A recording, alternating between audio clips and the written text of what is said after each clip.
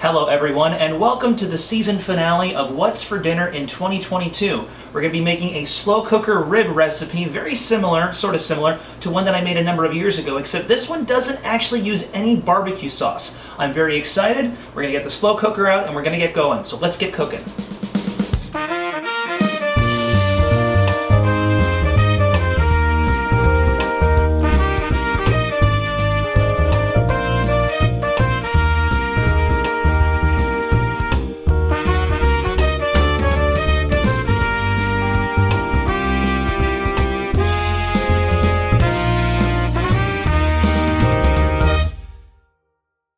Alright, as with any slow cooker recipe, it's very, very simple. A bunch of ingredients that you just throw into the slow cooker pot. You throw it in there for about 4 hours on high or 8 hours on low, and then you get your meal. I'm very excited to do this. So, we're going to start by making a spice rub that's literally salt, pepper, paprika, and what was the other one? Chili powder. We're going to put a tablespoon of each of these into this bowl.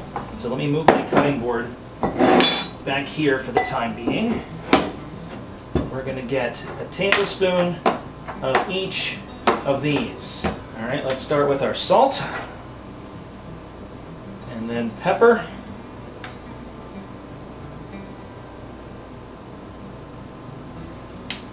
and then paprika, and then chili powder.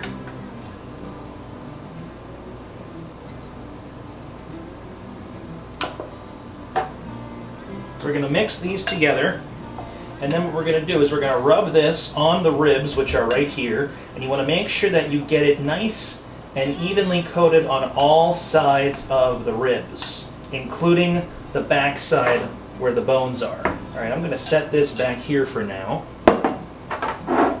Get my cutting board back out. I am going to have to cut this rack of ribs in half because it's not going to fit in the slow cooker in this way. So, you want about a 2.5 pound rack of ribs. The smallest that I could find at the grocery store was 3 pounds. So we're going to be a little bit over the required weight, but that's fine. Now let's cut this in half. I'm going to get my other cutting board just to make this easier. Okay, let's see. That's about half right here, I think. Yeah. Let's cut it right about here.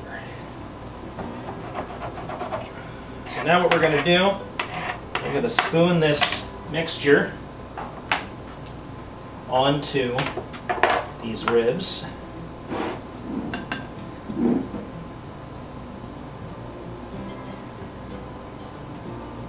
I believe this is what the culinary arts call a dry rub.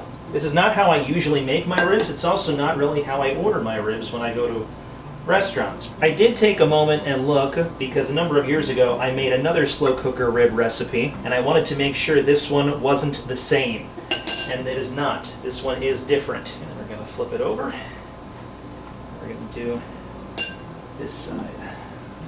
Make sure you get under all the little nooks and crannies that are in the ribs.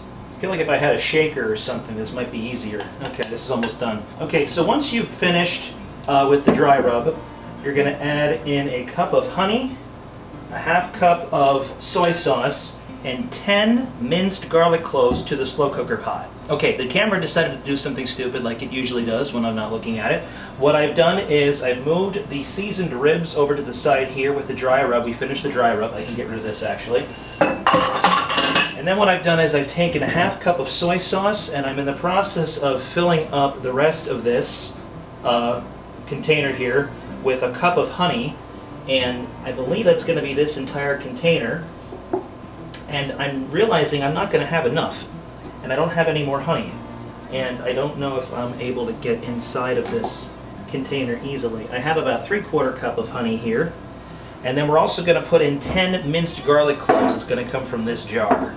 Let's see if I can, how about let's use what I have here. Alright, so we're going to dump that in. Let's get out the rest of this in a little bit more timely fashion. Well, the rest of this honey I think is going to go into here. Here's what I think I'm going to do. I'm just going to set this in here and let it drain out. while I put in my 10 garlic cloves. So this is minced garlic already. 1 teaspoon of this counts as 2 cloves of garlic, so 5 teaspoons of this is going to go in here. So there's 1. It's a little full. 2.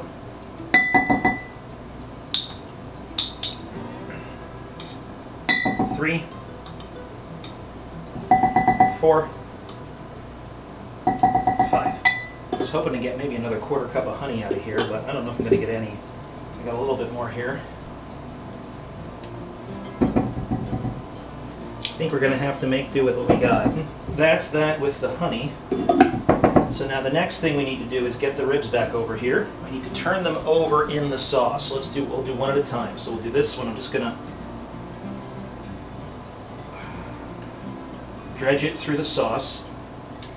And then what you want to do is you want to situate it so the meatier side of the rib is facing the exterior wall of the slow cooker. Kind of set it up along the side there. All right, let's do the other one.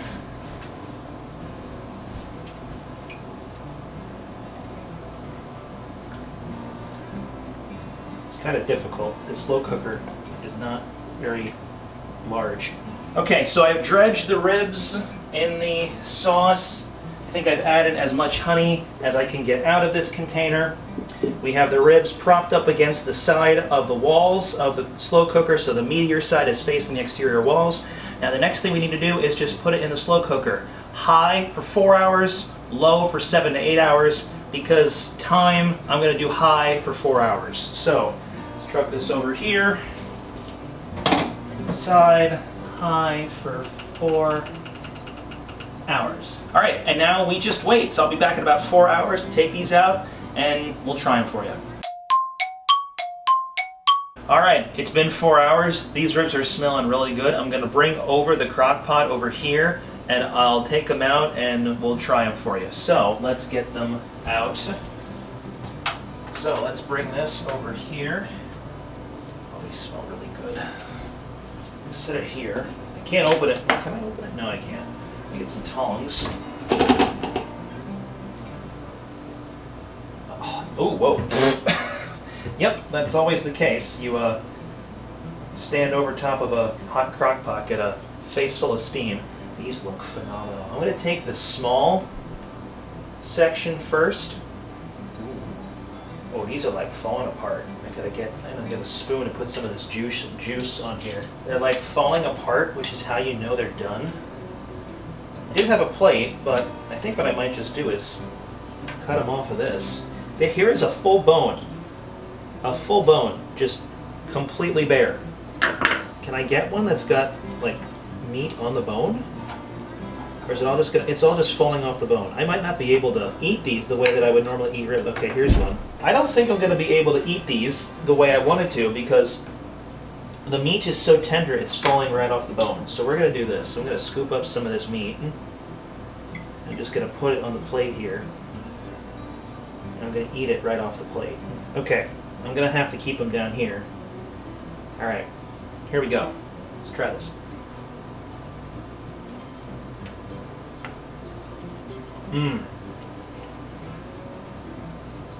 That is like prime. Oh my goodness, is that good. Or the sauce, the liquid, the soy sauce, honey and garlic. Oh my goodness, that is so good. What a way to end a great season of What's for Dinner. Thank you all for watching this episode and the entire season. I'm so looking forward to next year's season. If you have recipes that you would like me to make on camera, you can leave them below in the comments and I'll check them out. I've also created a Google form that allows you to submit your own recipes for future consideration. That form is found in the description below. Thank you again for watching What's for Dinner in 2022. Have a great new year, and I will see you all in 2023 with some brand new recipes, hopefully some more guest stars and some more set differentiation. I like changing up the set every now and then. So until next year, take care, God bless, we'll see you later.